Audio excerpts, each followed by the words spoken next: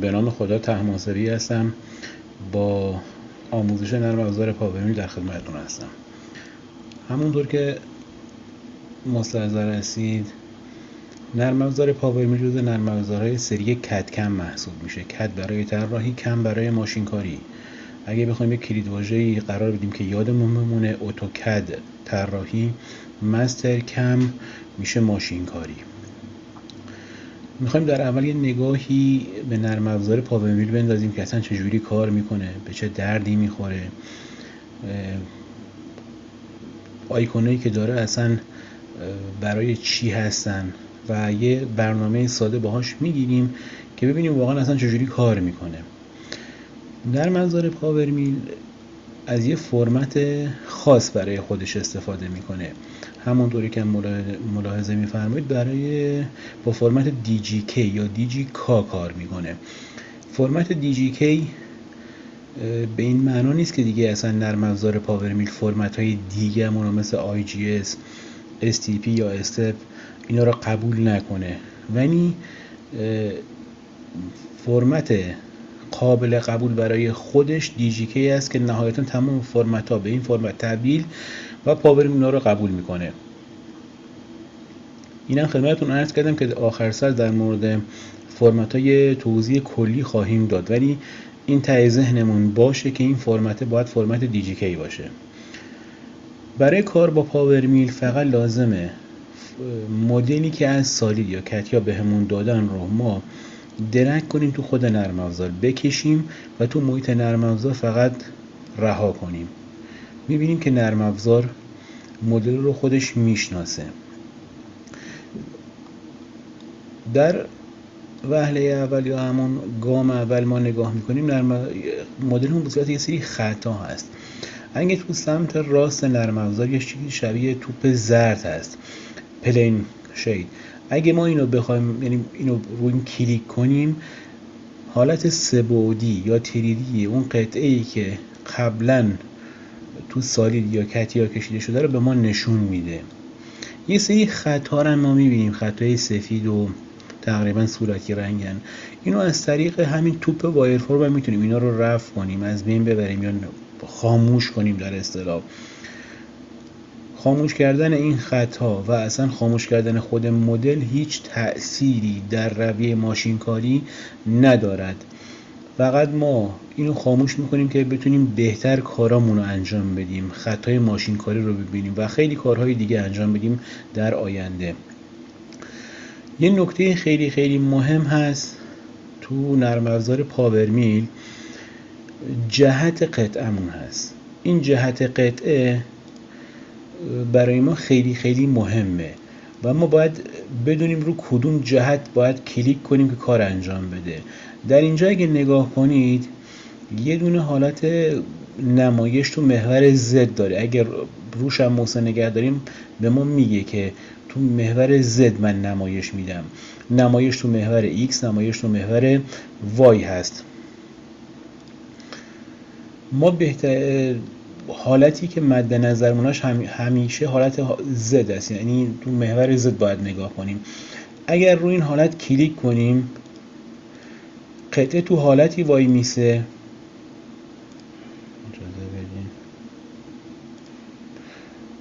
قطعه رو حالتی وای میسه که قرار ماشین کاری بشه. یعنی ما از این دید یا نرم افزار از این دید ماشین کاری میکنه. حالا ما میخوایم برای همین، با فرض این که جهت این درست هست و ما میخوایم برای این ماشین کاری بگیریم، کل رویه ماشین کاری تو پاورمیل یکی تعریف بلوک یا ماده خامه. با کلیک بر روی گزینه بلوک و کلیک بر روی گزینه کالیکیت محاسبه کردن، خود نرم افزار محاسبه میگه چه مقدار ماده خام لازمه برای این. ما میتونیم مقدار هایلایت بودن ماده خام رو هم از اینجا تنظیم کنیم. با فرض اینکه درسته ماده خاممون، قبول میکنیم. ما میایم برای ماشین کاری اول یه بلوک تعیین میکنیم، یک ابزار تعیین میکنیم با هر قطری، ابزار رو تعیین میکنیم و میایم حالت اون استراتژی ماشینکاری یا رفتاری که نرم افزار باید از خودش نشون بده یا در اصطلاح ماشین از خودش نشون بده رو ما براش تعریف میکنیم، میگیم این رفتار رو از خودت نشون بده. یه سری المان ها داره که بعدا مفصل به اینا میرسیم و تعیین میکنیم. نرم افزار خودش به صورت اتوماتیک مدل رو شناسایی نسبت به قطر ابزار برنامه متناسب با قطعه رو برامون میگیره و فقط تنها کاری که ما باید بکنیم برنامه رو رایت کنیم و برای دستگاه بفرستیم. برنامه‌مون کامل شد، کنسل.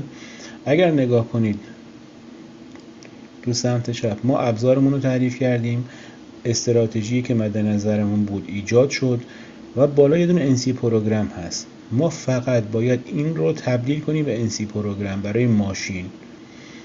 با راست کلیک و گزینه کریت NC پروگرام برنامه NC پروگرام ایجاد میشه. ما با راست کلیک کردن روش و گزینه سیتینگ، اجازه بدید من اینو ببندم دوباره باز کنم، سیتینگ از ما یه سری اطلاعات میخواد. میگه ماشینی که میخوایم براش برنامه بفرستیم رو برای من مشخص کنیم. ماشین آپشن فایل. ما میایم نوع ماشینمون رو انتخاب میکنیم. من در اینجا فانوک انتخاب میکنم. هایدنهان یا هر ماشین دیگه که بخواین اینجا هست. من فانوک انتخاب میکنم. اوپن. محل ذخیره شدن فایل هم ازم میپرسه. میگم تو دسکتاپ به اسم برنامه شماره 1 مثلا برای من رایتش کن و میگم برنامه رو رایت کن.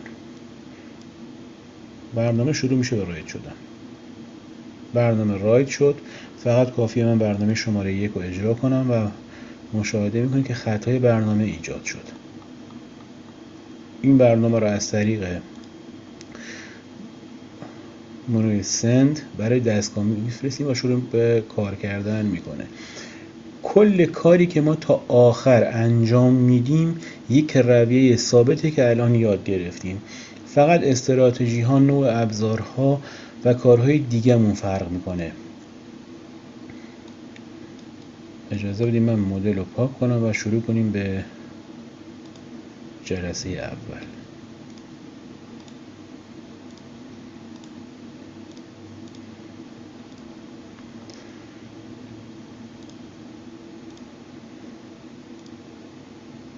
ما طبق تعاریف قبل گفتیم مدل رو میکشیم داخل پاورمیل. پاورمیل مدل رو برای ما شناسایی میکنه، باز میکنه و ما باید شروع کنیم به ماشین کاری کردن.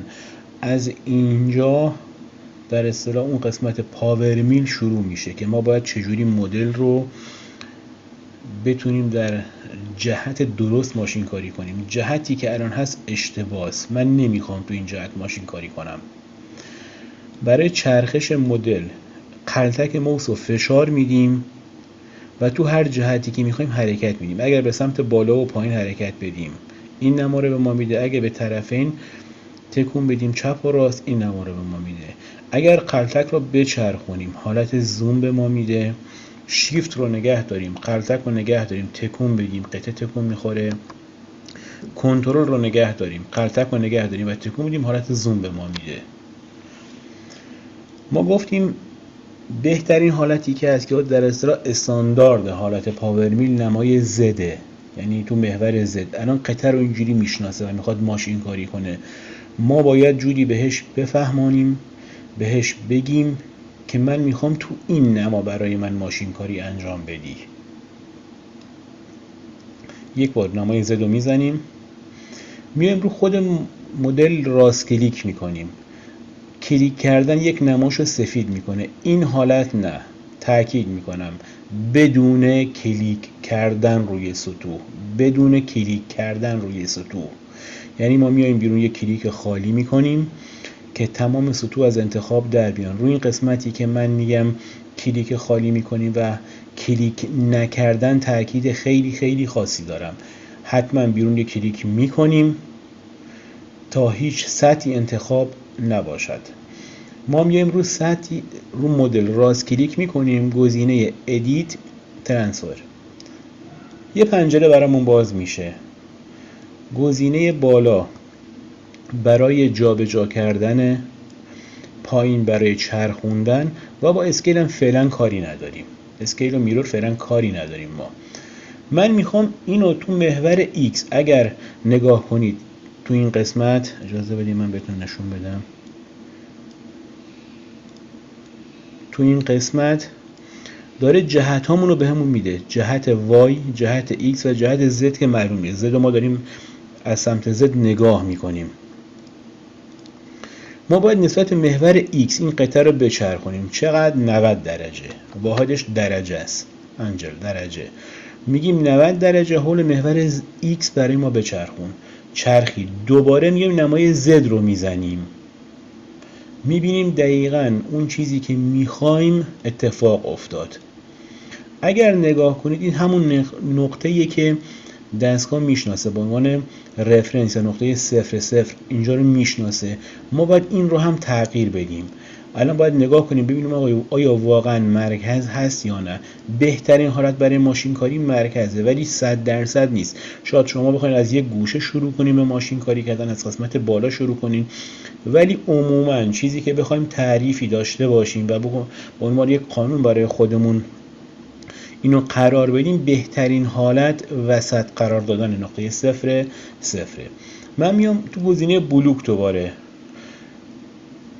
رو حالت باکس قرار میدم، یه دونه بلوک ازش میگیرم، نگاه میکنم x منفی من 139 با x مثبت من 139 با هم برابره، یعنی این مقدار و این مقدار با هم برابرن. یعنی اینجوری بخوایم یه بار یه تعریف ازش داشته باشیم، میگیم از این لبه تا نقطه 0 139 تاست، از این لبه تا نقطه 0 دوباره 139 تاست، یعنی وسط محور x مون وسطه برای چک کردنه. دوباره میام وایم هم نگاه میکنم، دوباره این عددم درسته، یعنی از این لبه تا مرکز و از این لبه تا مرکز با هم برابرن. به زدم نگاه میکنم، میگه به سمت پایین 55 میلیمتر شما بلوک خام داری و به سمت بالا 25 میلیمتر. نگاه میکنم زد بالاترین نقطه نیست، من باید اینو اصلاح کنم. دوباره میام رو مدل بدون حالت انتخاب، این الان اشتباهه، یک کلیک خالی بدون حالت انتخاب، راست کلیک ادیت ترانسفر. یه عدد داشتیم ما اینجا 25 تا، من باید اینو 25 تا تکون بدم. در کدوم جهت من هم نمیدونم. میخوایم یه روش ساده یاد بگیریم که ببینیم آیا واقعا این کاری که انجام میدیم درسته یا نه. من یه 25 نوشتم، زد رو زدم، میگم 25 میلیمتر تو محور زد. دوباره میرم بلوک رو میگیرم، شد 50 تا این بار، یعنی من جهتی که رفتم اشتباه بود. پس میام اینو تبدیل میکنم به منفی، میگم یه 25 تا قبلا رفته بودیم، این جبران 25 تا قبلی، یه 25 تا هم ما میخواستیم. من اگه کرکتی بزنیم دوباره میبینیم که 20 شد 25، یعنی برگشت سر جای خودش. یه 25 تا هم باید الان جهت اصلاح مدل باید دوباره حرکت کنیم. اگر من بزنم شد 0 زد بالاترین نقطه و مرکزها رو هم قشنگ میتونید اینجا ملاحظه کنید. طول کد بیشترین طول x 278 تا قشنگ تمام اطلاعات رو به ما داده. اینو قبول میکنیم، اکسپت. اگر اکسپت رو نزنیم بلوک برای ما گرفته نمیشه، یعنی من اگه کلکیت رو بزنم و بیام بیرون یا ببندمش بلوک دوباره میپره. حتما اکسپت رو بزنید. تو نمای زد بهش نگاه میکنم، الان نمایی که هست کاملا درسته. من باید شروع کنم به ماشین کاری و طبق تعریفی که کردیم باید ابتدا ابزار، استراتژی، NC پروگرام، رایت و برای دستگاه ارسال بشه. ولی یه سری نکات هست تو بلوک، جلسه اول به بلوک اختصاص بدیم، نکات بلوک رو تقریبا تموم کنیم و جلسات بعد شروع کنیم به ماشین کاری.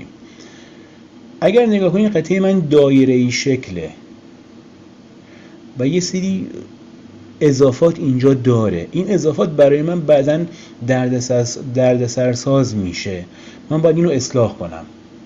و بجز این من اگر از بغل هم بهش نگاه کنم میبینم که این مقدار هم دوباره بلوک برای من گرفته که این اضافه است. من ابزارم تو این مسیرم حرکت میکنه، من باید بتونم اینا رو اصلاح کنم.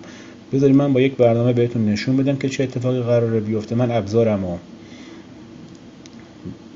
طبق شیوه خودمون اول ابزار رو مشخص کنیم. من ابزار کوچیک انتخاب میکنم، استراتژیمو دوباره همون استراتژی قبل و میخوام فقط به شما نشون بدم که چه اتفاقی قراره بیفته.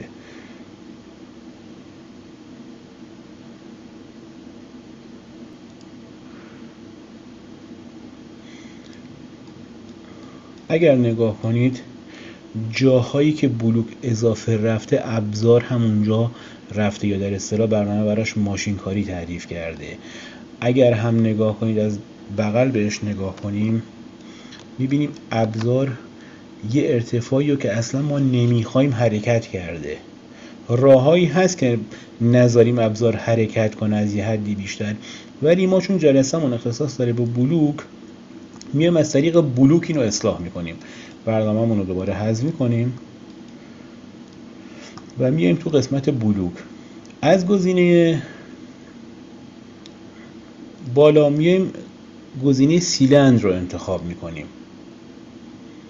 میگیم دوباره بلوک برای ما تعریف کن. بلوک ما این سری شبیه دایره شد. سیلندر یعنی دایره، باکس یعنی مستطیل، مربع. ما این بار سیلندر رو انتخاب کردیم. اومد برای ما تعریف کرد، گفت نقطه 0 وسط تقریبا، بزرگترین قطرتون شده 300، Z 80، X زد بالا شده 0. یه سری اطلاعات هم به ما داد. ما اینم اکسپت میکنیم، قبول میکنیم. دوباره میایم همون برنامه رو براش تکرار میکنیم ببینیم چه اتفاقی میفته.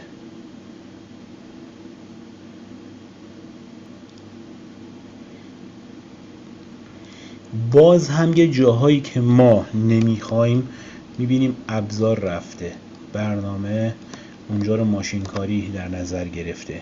من میخوام اینها هم نباشه. باید یه راهی پیدا کنیم اینو بتونیم حذف کنیم. دوباره میریم تو سیلندر. یه گزینه داره اینجا.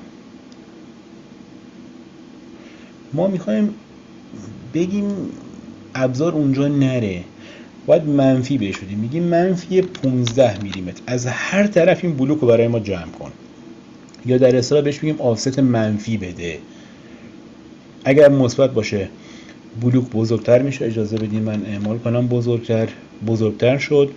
منفی بدیم کوچیکتر میشه، کوچیکتر شد.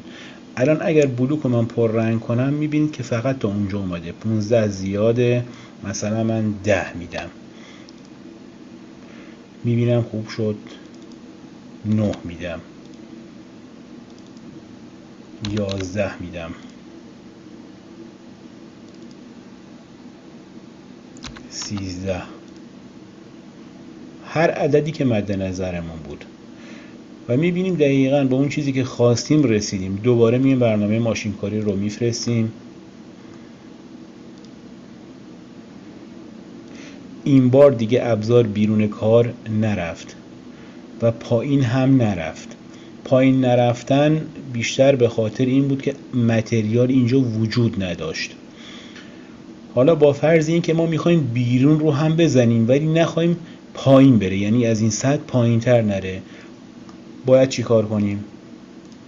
ما میاییم یاد گرفتیم از اینجا میتونیم بلوک رو بزرگ کنیم، یه 15 میلیمتر بهش ارتفاع میدیم. یه نکته خوبی که من دیدم، اجازه بدین همینجا بهتون بگم، من اگر اینجا رو 15 بزنم و کلکیت رو بزنم به زدها هم اضافه میکنه، ولی من نمیخوام به زد اضافه کنه. میتونم اینجا رو بکنم 0 دستی، قفلش رو بزنم. هر عددی که اعمال کنم دیگه اعمال نمیشه اونجا رو اون قفل من، ولی داریم رو پایین داره اعمال میشه. من اینو بکنم 30، پایین رو اگه نگاه کنید زد منفی داره اضافه میشه. من میخوام این رو هم ببندم.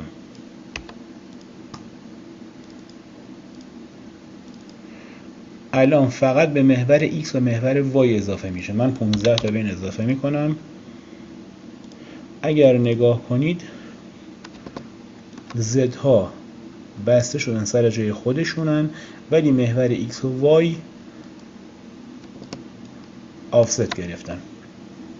حالا ما قرارمون این بود که اصلا نذاریم از این سطح پایین تر بیاد، یعنی 2 رو بزنه ولی از این سطح پایین تر نیاد. ما میتونیم یه کار انجام بدیم، اینکه دستی یه عدد اینجا وارد کنیم. اول ببینیم ارتفاع این چقدره. اگر من موس اونجا نگه دارم، پایین اگه نگاه کنید زد رو بهمون میده تو این قسمت. من میتونم حدودی یه زد ازش بگیرم، شده 30 تا.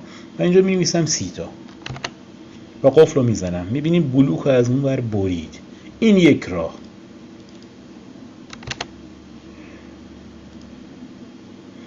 یک راه اینه که ما رو خود این دوبار کلیک کنیم، رو خود بلوک، و تا هر جایی که میخوایم اینو بکشیم.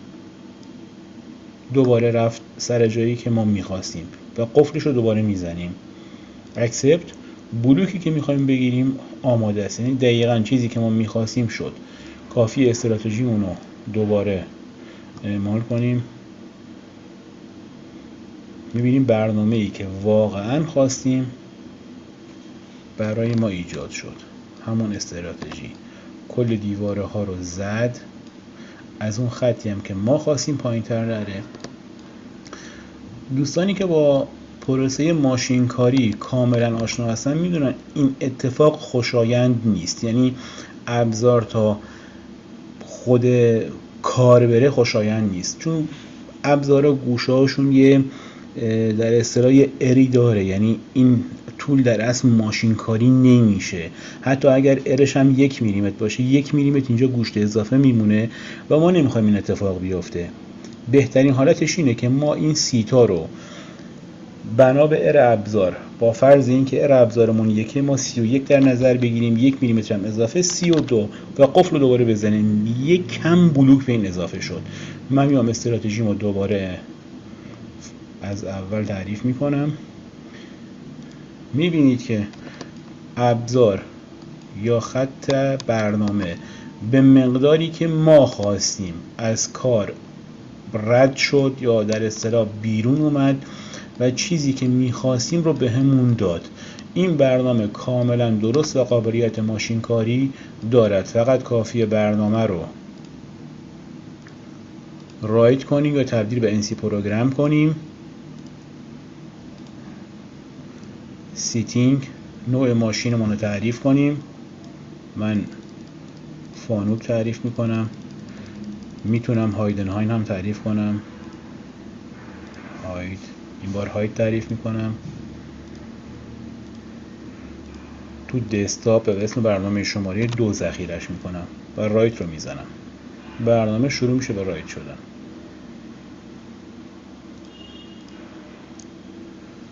برنامه شماره 2 رو باز میکنم و میبینیم با فرمت هایدنهایم برنامه رایت شد. امیدوارم از جلسه اول نهایت استفاده را برده باشین. حق نگهدارتون.